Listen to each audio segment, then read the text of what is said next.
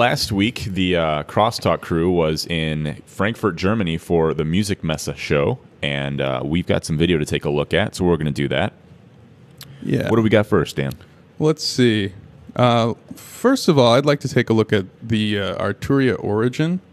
I don't know if you guys have heard about this. This is a modular environment for the Arturia, like the components of all the different virtual instruments that Arturia has gotten. So not only can you load in like your patches from, like, say, your Prophet V that you have. Yeah. You could take the oscillator from your Prophet V, or the filter from your Prophet V, and mix it with an oscillator or a filter from the Moog modular and stuff like that. That's cool. So let's take a look at the video. I'm Joe Wallace for Gearwire.com on the floor of Musikmesse in Frankfurt, Germany. I'm here with Chris de Jong from Arturia, and we're looking at the Origin synth. Yep, the Origin synth. Tell me a little bit about it. It's making its debut here at the NAMM. As you can see, it's a synthesized version of the Origin, and it offers the same specifications, adding a ribbon controller and a keyboard. Now, what inspired the ribbon control? Well, the ribbon controller is obviously used to control several parameters. You can design it and set it as you like. Now, this is the hardware version of the Origin. Yes, the Origin is a hardware product, in fact. We have the Origin desktop, and this is the keyboard version. It is driven by 2 Sharp processors inside, so it's DSP based, and it is a modular analog modeling synth. Now, when is this going to be available? This one is going to be available in December, and the Origin desktop is going to be available in September. Now, tell me a little bit about the Origin desktop. Well, I can do it the best by browsing you to the interface, probably. That makes it very clear. We have a modular setup. As you can see here, there are slots that are free to add modules in. When I push add, there is a list that appears, and you can choose a module that you want to add. For instance, an oscillator or a filter.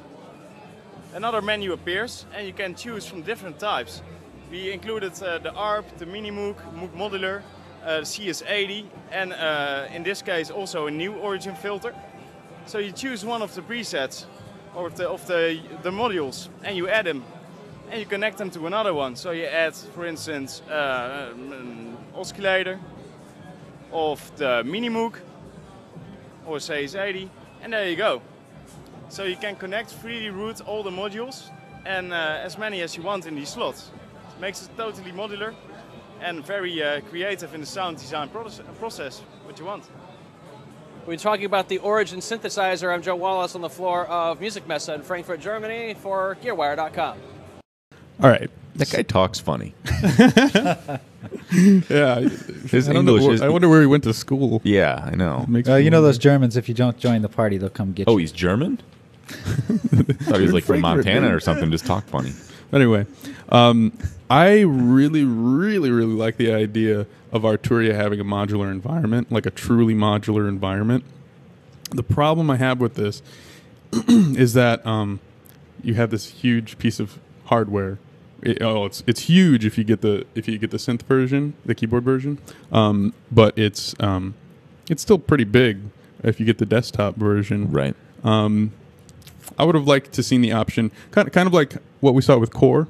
I'd like to see, just a pure software version that you can run as a VST. Right. It's just, it's cool that you get all those knobs and things like that. But being able to use the pieces of the Arturia puzzle, I think would be really awesome. It is really awesome. I kind of want an Origin for that fact, but I'm probably not going to spend the money because getting that hardware is going to be. I don't have a place for that hardware either. Right. I want to run everything. If I'm running virtual synths, I want them in the box pretty much. And you don't need any more knobs, Dan. No, I don't even use knobs, man. Yeah.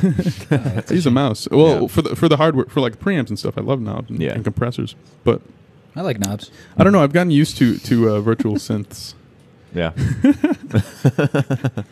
I gobble up the knobs, man. Oh God. Innuendo. Oh man. So no, I like the idea. To be able to take one thing from one place.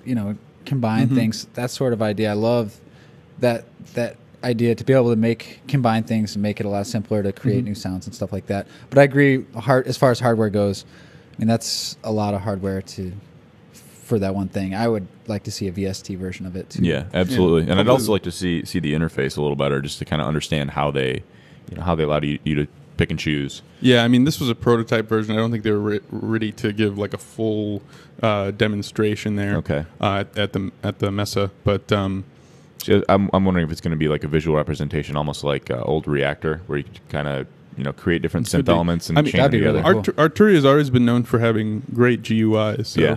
I'm guessing it probably is going to look pretty good. Yeah. But yeah, I mean, the whole idea behind Arturia has always been taking these old classic synths and making pretty faithful recreations of them, and sort of giving you like a tool bench to take these different parts and put them together. I think is a great idea.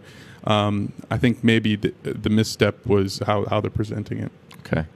I also think that a lot of these software manufacturers creating hardware, just like what Arturia is doing, is almost it's a good business decision solely for copy protection. Yeah, it's a dongle. It's essentially a dongle or a knob. Yeah, I mean, blink twice if you're using correct Arturia stuff at home. I'm not. Okay, good. Yeah, neither am I. I was lucky enough to get look at Drew. Well, actually, Arturia was nice enough to send me a copy of the Minimoog V, which we have on here. Nice. And it's great. It's a great synth. Yeah. Nice.